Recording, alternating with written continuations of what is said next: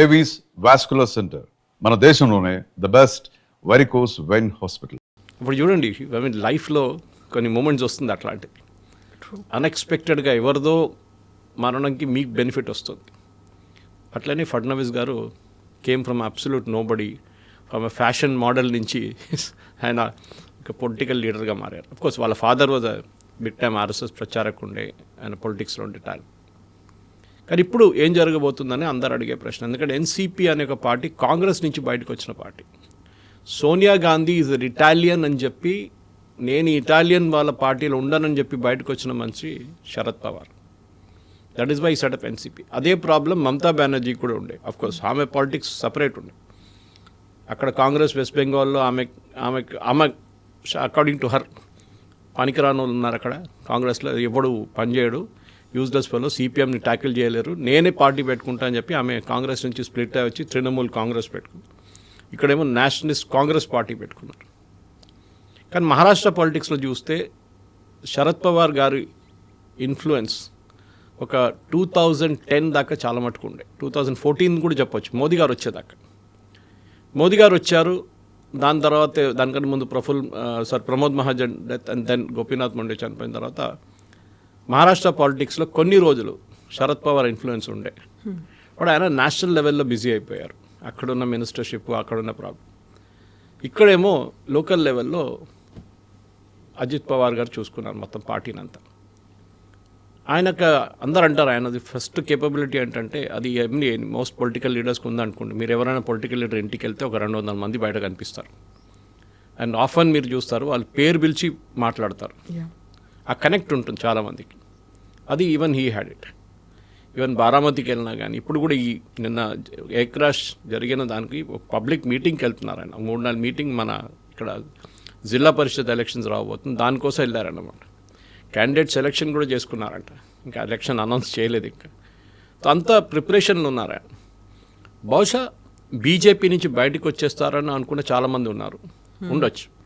ఎందుకంటే మీకు గుర్తుంటుంది కవిత గారు, దీనికన్నా ముందు ఒక 1996లో స్ప్లిట్ అయింది ఈ పార్టీ యాక్చువల్లీ, అప్పుడు ఆ టైంలో కాంగ్రెస్ నుంచి. కానీ అది దానికన్నా ముందున్న దానికి చూస్తే కూడా వీళ్ళ నడిమిట్లో ఒక difference of opinion. Sharad Pawar and Praful Patel and Ajit Pawar అంటే అగ్రెసివ్ గారు, మీరు బీజేపీ వైపు వెళ్ళాలని చెప్పి ప్రఫుల్ పటేల్ అండ్ అజిత్ పవార్ ఎప్పటి నుంచో శరద్ పవార్కి చెప్తున్నారు. మనం చూసాం అప్పుడు ఒక రాత్రి 1 గంటకు స్వేరింగ్ ఇన్ సెరమనీ జరిగింది ఒకటి. ఆ టైంలో అందరు అనుకున్నారు ఏంటంటే, అప్పుడు శరద్ పవార్ గారు ఏం చెప్పారంటే, నేను మీ వైపు వచ్చేస్తున్నాను అని చెప్పి హీ అగ్రీ టు ఇట్. అంటే బీజేపీ వైపు నేను వచ్చేస్తాను, అలయన్స్లో వెళ్దామని చెప్పి ప్రఫుల్ పటేల్ని అజిత్ పవార్ గారిని పంపించి ఆ రోజు రాత్రి ప్రమాణ స్వీకారం చేయించిన దేవేంద్ర ఫడ్నవీస్ ముఖ్యమంత్రిగా.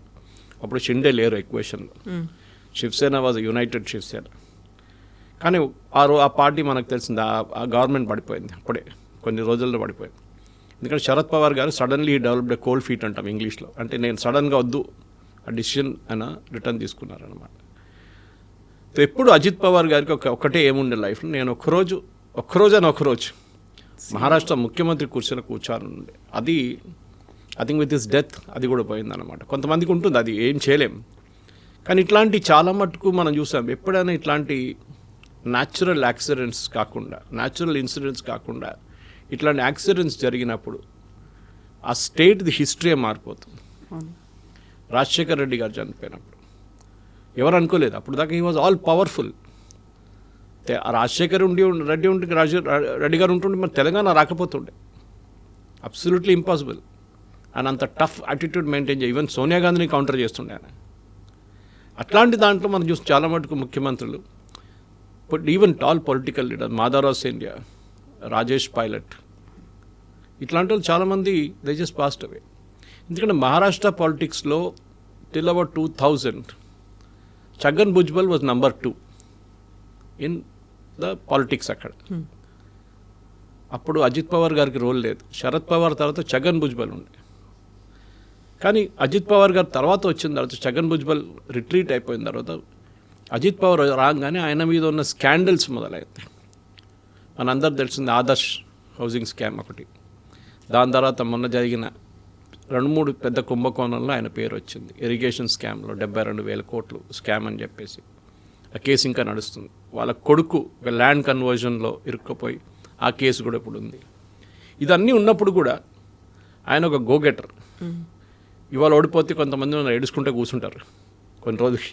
ఆయన నెక్స్ట్ డే మొదలు పెట్టానంట, చలో బారామతి వెళ్దాం, మనం జిల్లా పరిషత్ ఎలక్షన్ చూసుకుందాం ఈసారి. అండ్ జిల్లా పరిషత్లు కూడా it was not in alliance with BJP, సపరేట్గా. దానికోసం చాలా మటుకు కాన్స్పిరసీ థియరీస్ నడుస్తున్నాయి. మమతా బెనర్జీ ఒకటి అంటుంది, వాళ్ళ సర్వైవింగ్ ఫ్యామిలీలో ఎవరో చనిపోయిన 5గురిలో ఎవరో ఒక ఫ్యామిలీ వాళ్ళు, I don't remember who it was, వాళ్ళు రిక్వెస్ట్ చేశారంటే ఎంక్వైరీ కావాలని చెప్పి. ఫ్లైట్ అటెండెంట్ వాళ్ళ ఫ్యామిలీ. సో అజిత్ పవార్ మహాయుతి నుంచి బయటికి రావాలి అనుకుంటున్నటువంటి టైంలోనే ఇలా ఎందుకు జరిగింది? అది నేను ఇంకో టెలివిజన్ ఛానల్ ఇంటర్వ్యూలో నేను చెప్పాను నేను దీని గురించి. అదేం జరిగిందంటే, మహారాష్ట్రలో ఈ మున్సిపల్ ఎలక్షన్ వచ్చిన తర్వాత షిండే ఈ మహారాష్ట్ర బృహన్ ముంబైలో మేయర్ కావాలని చెప్పి వాళ్ళ పార్టీ వైపు నుంచి చాలా మటుకు ట్రై చేస్తున్నారు. తానేలో ఉన్న ఒక టాల్ బీజేపీ లీడర్, ఆయన పేరు నాకు గుర్తు రావట్లేదు, ఈయన ఒపోనెంట్ ఆయన.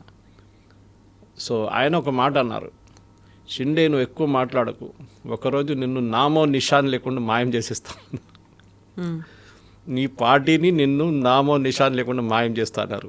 ఇప్పుడు అందరూ ఏమంటారు, చెప్పింది ఒకటి జరిగింది ఒకటి అని. ఆయన చెప్పిందేమో షిండే గురించి, కానీ ఇక్కడ నుంచి మాయమైపోయింది అజిత్ పవార్ గారు. కానీ it's an accident, it's nothing conspiracy, దాంట్లో ఏం లేదు. అన్ని యాక్సిడెంట్స్లో కాన్స్పిరసీ అని చెప్తారు. ఈవెన్ రాజేష్ పైలట్ యాక్సిడెంట్ కూడా అంతే, సంజయ్ గాంధీ గారు చనిపోయినప్పుడు అంతేగా జరిగింది. మాధవరాజ్ సింధియా కూడా ఆల్ కాన్స్పిరసీ థియరీస్ ఉంటుంది.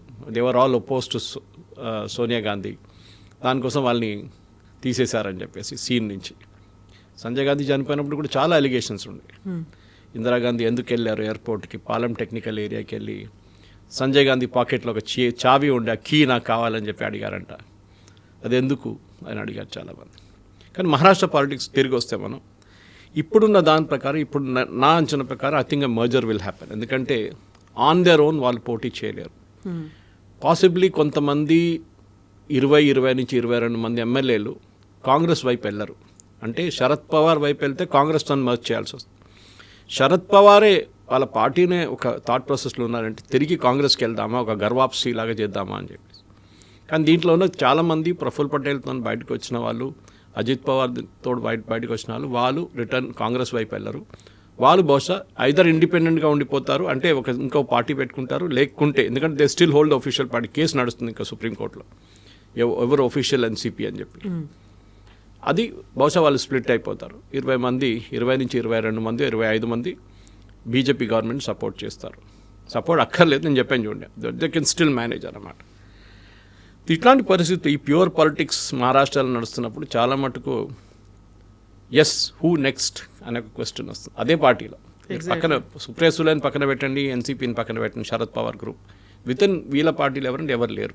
ఇప్పుడు అజిత్ పవార్ వాళ్ళ ఆవిడ కూడా రాజ్యసభ ఎంపీగా ఉన్నారు, తను సునేత్ర తను ఎంపీగా ఉన్నారు. తనేమన్నా వారసురాలు అవుతుందా, తనేమన్నా పార్టీని లీడ్ చేస్తుందా? దాంతోపాటుగా అజిత్ పవార్ వాళ్ళ అబ్బాయి కూడా is he capable of doing that, taking that responsibility అనేది ఒకటి వస్తుంది. ఒక కొడుకు అయితే పాలిటిక్స్లో ఉన్నారు, అదర్ గా ఇస్ నాట్ ఇంట్రెస్టెడ్, పాలిటిక్స్ లేరు. కానీ వాళ్ళకి ఆ కేపబిలిటీ లేదు. ఎందుకంటే ఇది మన గాంధీ కుటుంబంలాగా కాదు, అంటే నెహ్రూ కుటుంబంలాగా. ఇన్కేపబుల్ అయితే కూడా వాళ్ళని తీసుకొచ్చి పెట్టిస్తారు. మీకు గుర్తుంటుంది, Rajiv Gandhi was a reluctant politician. ఆయనకు ఇండియన్ ఎయిర్లైన్స్ పైలట్గా ఉన్నారు, ఆయనకు పైలట్ ఆ పని ఆయనకి ఇష్టం ఉండే. కానీ దాని నుంచి సడన్గా ఇందిరాగాంధీ ఆఫ్టర్ సంజయ్ గాంధీ చనిపోయిన తర్వాత రాజీవ్ గాంధీని చాలా ప్రెషర్ పెట్టి తీసుకొచ్చారు. రిలక్టెంట్ పొలిటీషియన్ ఉండే ఆయన. ఒకసారి ఆనెస్ట్గా మాట్లాడుతుండే, నేను 100 రూపాయలు పంపిస్తే 15 రూపాయలు వస్తుంది స్టేట్కి అని చెప్పి అట్లాంటి ఆనెస్ట్ స్టేట్మెంట్స్ చెప్తున్నాయి. అండ్ ఆయన కూడా అన్నారు చాలాసార్లు అన్నారు ఆయన, ఐఎమ్ రిలక్టెంట్ పొలిటీషియన్. ఇది కూడా అంతే సంగతి ఆగిపోతుంది ఇట్లా చేస్తే. మనం ఎప్పుడైనా ఎవరైనా చనిపోయినప్పుడు, ఇక్కడ మాగడ్డి గోపినాథ్ చనిపోయినప్పుడు వాళ్ళ సతీమణిని ఎమ్మెల్యే క్యాండిడేట్గా పెట్టారు, ఏమైంది, గెలవలేదు. రేపు ఆ సింపతి వేవ్ ఒక 1-2 నెలలు ఉండొచ్చు, దాని తర్వాత డిసపేట్ అయిపోతుంది, ఉండదు ఎక్కువ రోజులు. మనం చూస్తున్న లీడర్షిప్ మెటీరియల్. ఎందుకో ఒక మనిషి 6 నుంచి 7 సార్లు డిప్యూటీ చీఫ్ మినిస్టర్ ఉండడం అంటే తమాషా కాదు. Long time serving deputy CM. Yes. So అట్లాంటి ఒక బారామతి లాంటి ఏరియాని కంట్రోల్ చేయడం, అది చాలా మటుకు కేపబిలిటీ. కానీ ఆయనకు I think physically and mentally ఆయనకు చాలా పెద్ద లాస్ జరిగింది పూణే అండ్ పింప్రి చించ్వాడ ఎలక్షన్లో, ఇప్పుడు జరిగిన మున్సిపల్ ఎలక్షన్లో. అది వాళ్ళ ఏరియా, అది ఇంకెవరు గెలవలేరు అక్కడ. అండ్ బీజేపీ ఏం చేశారో తెలియదు కానీ డబ్బులు అయితే పెట్టారు విపరీతంగా, దాంట్లో డౌట్ లేదు. BJP out spent everybody. కానీ ఫడ్నవీస్కి ఒక ఛాలెంజ్గా ఉండే, నేను వీళ్ళని వన్స్ అండ్ ఫర్ ఆల్ మాయం చేసేసేయాలని చెప్పేసి పింప్రి చించువాడలో కొడితే డెఫినెట్గా దాని ఇంపాక్ట్ బారామతి మీద ఉంటుందని తెలిసిపోయింది వీళ్ళకి. అదే జరిగింది. అండ్ పూణేలో బీజేపీ శివసేన అలయన్స్ లేకుండానే, అంటే షిండే అలయన్స్ లేకుండా వాళ్ళు ఆన్ దర్ ఓన్ మెజారిటీలో వచ్చేసారు. పింప్రి చించువాడ కూడా అంతే. పింప్రి చించువాడ లైక్ మన జీడిమెట్ల పటాన్చెరు ఇండస్ట్రియల్ ఎస్టేట్ లాగా it is out of Pune industrial area. అది టాటా మోటార్స్ కానీ బజాజ్ కానీ వీళ్ళందరూ అక్కడ ఉంటారు, మ్యానుఫ్యాక్చరింగ్ యూనిట్స్. అది ఎట్లా చేశారని ఇవాళ కూడా ఒక పొలిటికల్ అనలిస్ట్గా నాకు కూడా అర్థం కావట్లేదు. It's absolutely impossible. అది ఏ స్ట్రాటజీ యూజ్ చేశారో ఫడ్నవీస్ గారు మెచ్చుకోవాలి. ఈవెన్ బెటర్ దెన్ మిర్హన్ ముంబై కెన్ స్టిల్ అండర్స్టాండ్. కానీ పూణే అండ్ పింప్రి చించువాడతోని ఎన్సీపీ అజిత్ పవార్కి I think it is the death blow అని చెప్తారు ఇంగ్లీష్లో. అది ఒక చావు దెబ్బ అది. దాంతోనే ఆయన కంప్లీట్గా బారామతి వైపు మళ్ళీ వెళ్ళిపోయాడు ఈ ఎలక్షన్లో. సరే జిల్లా పరిషత్ ఎలక్షన్లో మనం చూపిద్దాం అక్కడ మన ఇన్ఫ్లుయెన్స్ ఏముంటుందని అక్కడికి వెళ్ళి నిన్న యాక్సిడెంట్ జరిగింది. సో బారామతి అనేది తనకి ఏదైతే రాజకీయంగా స్టార్టింగ్ పాయింట్ ఉందో అదే డెత్ పాయింట్, ఎండ్ పాయింట్ కూడా అయింది. బారామతితో ఆయనకి బోల్డంత ఎమోషనల్ కనెక్ట్ ఉంది, ఆ ప్రాంతం తనది అని అలా డెవలప్మెంట్ కూడా చేశారు. బట్ దీన్ని కోఇన్సిడెంట్ అంటారా లేకుంటే ఒక ఫేట్ అలా నిర్ణయించింది అదే ప్లేస్లో ఆయన చనిపోవడం అనేది? అది కూడా ఎలక్షన్స్ కోసం వెళ్ళాడు, మళ్ళీ తన ప్రతినిధి గెలిపించుకోవాలి అనుకున్నాడు. సో ఆల్మోస్ట్ ఒక 30 years అసోసియేషన్ బాండింగ్ అనేది ఆ బారామతితో ఉంది ఆయనకి. ఫ్యామిలీకి ఉంది మొత్తం. ఇన్ఫాక్ట్ పవార్ ఫ్యామిలీ అక్కడ వాళ్ళదే అది ఏరియా, వాళ్ళకి ఎవరు గెలవలేరు అక్కడి నుంచి. Either it Supriya Sule or his wife Ajit Pawar's wife, వీళ్ళిద్దరే గెలుస్తారు అక్కడ. కానీ శరద్ పవార్ గారి ఇన్ఫ్లుయెన్స్, ఎందుకంటే ఇప్పుడు ఆయన 85, రేపు ఐఎమ్ నాట్ సెయింగ్ ఈ షుడ్ పాస్ అవే, బట్ ఆయన పోతే కూడా ఇప్పుడు కూడా ఆయన యాక్టివ్ లేరు. హెల్త్ ఏం జరుగుతుంది మహారాష్ట్రలో? Politics will become a 2-party politics. ఒకవైపు బీజేపీ శివసేన షిండే గ్రూప్, అటువైపు ఉద్ధవ్ థాకరే కాంగ్రెస్. ఎన్సీపీ అనే ఒక పార్టీ బహుశా శరద్ పవార్ తర్వాత ఇంకా ఉండదు. స్ప్లిట్ అయిపోతారు డెఫినెట్గా, లేకపోతే మర్జ్ అయిపోతారు, లేకుంటే ఎమ్మెల్యేలు అందరూ మారిపోతారు. ఎందుకంటే మనం చూసాం 2019లో ఆ పొద్దున 6 గంటలకు చేసిన స్వేరింగ్ ఇన్ సెరమనీ, 6 గంటలకు ముందే అనుకుంటాను ఎగ్జాక్ట్లీ, అవును. ఆ స్వేరింగ్ ఇన్ సెరమనీలో ఆల్మోస్ట్ 5 o'clock అలా జరిగిన ఆ స్వేరింగ్ ఇన్ సెరమనీలోనే ఆ రోజు శరద్ పవార్ గారు అజిత్ పవార్ గారితో నిలబడి ఉంటే బహుశా ఆయన షిండే బదులు ఆయన ముఖ్యమంత్రి అవుతుండే. That is before this. Fadnavis గారు ముఖ్యమంత్రి లాస్ట్ క్యాబినెట్లో he would become the chief minister. కానీ అది జరగలేదు. ఐ థింక్ దాట్ అగైన్ ఆయనకి ఈ పార్టీ స్ప్లిట్ కావడానికి మెయిన్ కారణం అది. అంటే నా సొంత అంకులే నన్ను బ్యాక్ చేయలేదు, నన్ను ముందుకు పంపించి నువ్వు వెళ్ళరా స్వేరింగ్ ఇన్ చేసుకో డిప్యూటీ సీఎంగా, పొద్దున 5 గంటలకు 3 గంటలకు 4 గంటలకు పంపించిన తర్వాత నేను వెంటనే ఉంటాను భయపడకని చెప్పి తిరిగి చూస్తే మంచి లేడు. శరద్ పవార్ గాయపడిపోయేటప్పుడు అది I think it the big betrayal for him. దాని తర్వాత ఆయన శరద్ పవార్ని ఎప్పుడు ట్రస్ట్ చేయలేదు. లాస్ట్ ఇప్పుడు ఈ ఎలక్షన్లోనే, మున్సిపల్ ఎలక్షన్లో కొంచెం దగ్గరకు వచ్చారు వాళ్ళిద్దరు. అంటే ఒక సింపతి ఫ్యాక్టర్ లాగా. ఆయన ఇంకా పాప ఎన్ని రోజులు ఉంటాడో తెలియదు, మన ఇద్దరు కలిసి పోటీ చేద్దామని చెప్పేసి. ఎందుకంటే నేను చెప్పాను చూడండి కవిత గారు, మహారాష్ట్రలో బీజేపీ లాస్ట్ 15 సంవత్సరాల్లో వాళ్ళు ఎట్లా పైకి వచ్చారు చూడండి. ఒక పార్టీ ముంబైలో అసలు సీట్లు గెలవలేని పార్టీ, అక్కడ కాంగ్రెస్ గెలుస్తుండే, లేకుంటే శివసేన గెలుస్తుండే. అట్లాంటి పరిస్థితుల్లో కూడా ఇప్పుడు బీజేపీ అక్కడ బిర్హన్ ముంబైలో మెజారిటీ అని లేదు కానీ బిగ్గెస్ట్ సింగిల్ లార్జెస్ట్ పార్టీగా వచ్చారు, పైకి వచ్చారు. ట్రిపుల్ ఇంజన్ సర్కార్ అని సెలబ్రేట్ కూడా చేసుకున్నారు. సి ద పాలిటిక్స్ అంటే మహారాష్ట్రలో 3-4 రీజన్స్గా ఉంటుంది. ఒకటి లాతూర్ ఉస్మానాబాద్ వైపు మనం చూసాం అమిత్ దేశ్ముఖ్, విలాసరావు దేశ్ముఖ్ కొడుకు, హీ వాజ్ రెస్పాన్సిబుల్. దాంట్లో రాహుల్ గాంధీకి ఏ క్రెడిట్ లేదు. చాలామంది కాంగ్రెస్ వాళ్ళు రాహుల్ గాంధీ గెలిచారంటే మళ్ళీ బిర్హన్ ముంబైలో ఏమైంది, అక్కడ కూడా గెలవాలి కదా రాహుల్ గాంధీ ఇంపాక్ట్. సో అక్కడ అమిత్ దేశ్ముఖ్ ఉన్నారు. ఇప్పుడు Amit Deshmukh is the last standing Congress man. ఆయన కూడా బీజేపీ ఆయన వైపు వాళ్ళ వైపు తీసుకుంటే దెన్ కాంగ్రెస్ మహారాష్ట్రలో you can write off their obituary. ఎందుకంటే ఈ పార్టీలు అంత పెద్ద పెద్ద లీడర్, యశ్వంతరావు చౌహాన్, ఏఆర్ అంతులే, విలాసరావు దేశ్ముఖ్, శరద్ పవార్, ఇట్లా అన్ని కాంగ్రెస్సే ఉండే అక్కడ. తర్వాతనే కదా మళ్ళీ ఉద్ధవ్ థాకరే వచ్చింది అంత ముఖ్యమంత్రిగా. సో అట్లాంటి ఒక కాంగ్రెస్ ఉన్న ఒక స్టేట్లో ఇవాళ కాంగ్రెస్ గురించి మనం మాట్లాడలేదు, మన ఎన్సీపీ గురించి మాట్లాడుతాం. అక్కడే తెలిసిపోతుంది ఇంపార్టెన్స్ ఎక్కడ మారిపోయిందని. కానీ అజిత్ పవార్ గారి death I think it's unfortunate. ఎందుకంటే ఒకటి ఆయనకు ఒక డ్రీమ్ మిగిలిపోయింది, అట్లనే చాలామందికి మిగిలిపోయింది అట్లనే డ్రీమ్స్ కూడా. ఇంకోటి రెండోది మహారాష్ట్ర పాలిటిక్స్లో హూ నెక్స్ట్ అనేది ఇప్పుడు లేదు, ప్రసక్తి లేదు. హూ నెక్స్ట్ లేదు ఇప్పుడు. ఉద్ధవ్ థాకరే రాలేరు ఇప్పుడు, ఆ మెజారిటీ ఆయనకి రాదు. ఇటువైపు షిండే కూడా అంతే సంగతి. ఆయన థానే, ముంబై ఈ ఏరియాలోనే ఆయన ఇన్ఫ్లుయెన్స్ ఉంది. కొంకన్ వైపు మనకు తెలిసిందే రానే ఫ్యామిలీ, అది కూడా బీజేపీ వాళ్ళ వైపు తెచ్చుకున్నారు. ఛగన్ భుజ్బల్ ఆయన ఇప్పుడు అంత ఇన్ఫ్లుయెన్స్ లేదు పాలిటిక్స్లో. ఉన్నారు అంటే ఉన్నారు, లేకుంటే ఆయనది కూడా లేదు, ప్రసక్తి లేదు. Chhagan Bhujbal is out. ఇట్లాంటి పరిస్థితుల్లో I think Devendra Fadnavis now becomes an all out dictator అని వర్డ్ యూజ్ చేయలేము, కానీ మహారాష్ట్ర పాలిటిక్స్లో పాసిబ్లీ శరద్ పవార్ తర్వాత ద మోస్ట్ పవర్ఫుల్ లీడర్గా పైకి వచ్చేది ఇప్పుడు Devendra Fadnavis. And is very young. ఎందుకంటే ఇంత యంగ్ ఏజ్లో మీరు ముఖ్యమంత్రి అయితే దెన్ డెఫినెట్గా ఆఫ్టర్ మోదీ హూ అని చాలామంది అడిగారు. ఎగ్జాక్ట్లీ మీరు చెప్పారు గతంలో చెప్పాను. 10-15 సంవత్సరాల తర్వాత మోదీ గారు, అమిత్ షా గారు వీళ్ళందరూ అయిపోయిన తర్వాత నెక్స్ట్ పాసిబ్లీ లైన్ ఆఫ్ లీడర్స్లో మహారాష్ట్ర నుంచి it will be Devendra Fadnavis. కానీ నేను చెప్పాను చూడండి, ప్రమోద్ మహాజన్, గోపీనాథ్ ముండే, ఇప్పుడు అజిత్ పవార్, ఈ 3 టర్నింగ్ పాయింట్స్ మహారాష్ట్ర పాలిటిక్స్లో. అప్పుడప్పుడు చూడండి, అన్ని అది జరిగిన తర్వాత ఇమ్మీడియట్లీ పాలిటిక్స్ మారిపోయింది, షిఫ్ట్ అయిపోతుంది. ఇది కూడా ఆ మూమెంటే జరిగింది. సో సడన్గా జరిగినటువంటి ఒక ఇన్సిడెంట్, ఒక యాక్సిడెంట్తో 3 అలాగే చనిపోయారు.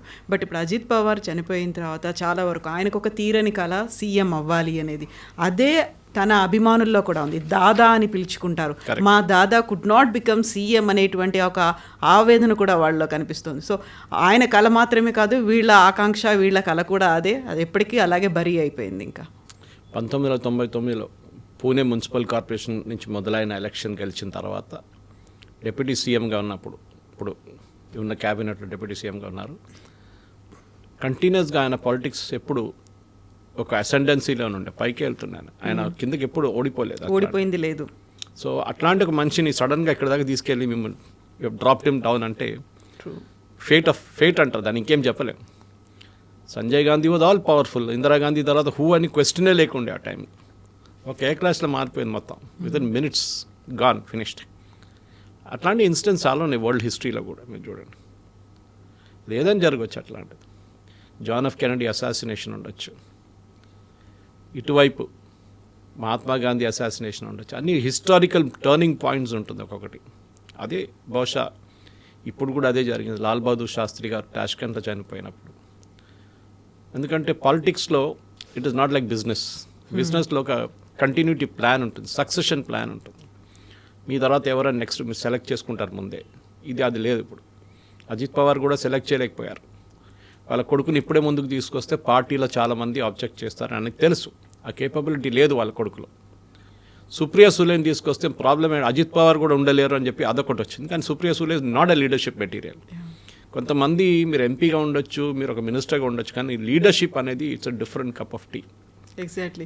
చాలా వరకు రీజనల్ పార్టీస్ అన్నీ కూడా ఫ్యామిలీ పార్టీస్, కుటుంబ పార్టీలు అనుకున్నప్పటికీ ఒక పెద్ద పోయాడు అంటే ఇమ్మీడియట్గా సక్సెసర్ అనేది లేకపోవడం అనేది యూజువల్గా చెప్పేదే అది. అదే డిఫరెన్స్ నేషనల్ పార్టీలకి, రీజనల్ పార్టీలకి. నేషనల్ పార్టీల్లో అంటే చాలామంది లీడర్లు ఉంటారు, రీజనల్ పార్టీ అంటే కుటుంబ సభ్యులే మళ్ళీ లీడ్ చేస్తూ ఉంటారు అనుకున్నప్పుడు ఇక్కడ మళ్ళీ వెతుక్కునే పరిస్థితి లేదు. అంటే మెర్జ్ చేయాలి, లేకుంటే పార్టీయే మాయమైపోతుంది అనేది. ఎవరు లేరు. Sharad Pawar age factor, Supriya Sule leadership material లేదు, ప్రఫుల్ పటేల్ ఆయనకు మాస్ ఫాలోయింగ్ లేదు, ఇండివిజువల్గా ఈజ్ అ లీడర్. కానీ హూ నెక్స్ట్ అనేది ఈ పార్టీలో ఇప్పుడు ప్రాస్పెక్ట్స్ లేదు. బహుశా పార్టీ స్ప్లిట్ అవుతారు, లేకుంటే మర్జ్ అవుతారు. అది ఇప్పుడు ఇమ్మీడియట్ కాదు, బహుశా ఒక 5-6 నెలల తర్వాత దే విల్ బి సంథింగ్, ఏదో ఒకటి జరుగుతుంది. ఇది most probably complete party merge అయి బీజేపీ వైపు వచ్చేస్తారు, లేకుంటే పార్టీ స్ప్లిట్ అయి శరత్ చంద్ర పవార్ పార్టీ, అంటే శరద్ పవార్ వాళ్ళ పార్టీ కాంగ్రెస్ వైపు వెళ్ళిపోతుంది. ప్రఫుల్ పటేల్ అండ్ మిగతా వాళ్ళందరూ కలిసి బీజేపీ వైపు వచ్చేస్తారు, ఎన్సీపీలో. అది జరగబోతుంది నా అంచనా. అది maybe wheel meet after 5-6 months తర్వాత దీన్ని మళ్ళీ అనలైజ్ చేసినప్పుడు బహుశా ఇది మనం కరెక్ట్ చెప్పామో తప్పైందని చూసుకుందాం. ఆర్ఎల్స్ అక్కడ ఉన్నటువంటి 40 మంది ఎమ్మెల్యేలో ఒక పవర్ఫుల్ ఎవరైనా క్యాండిడేట్ ఉన్నారు అనుకుంటే ఆయన్ని రికమెండ్ చేస్తే ఆయన డిప్యూటీ సీఎం అయ్యే ఛాన్సెస్ ఉంటాయా? అలా లేదు, ఆ పార్టీలో ఎవరు లేరు. I'm looking at one possibility. ఇప్పుడు కూడా ఎన్సీపీకి ఒక డిప్యూటీ సీఎం కావాలంటే సుప్రియా సూలే రిజైన్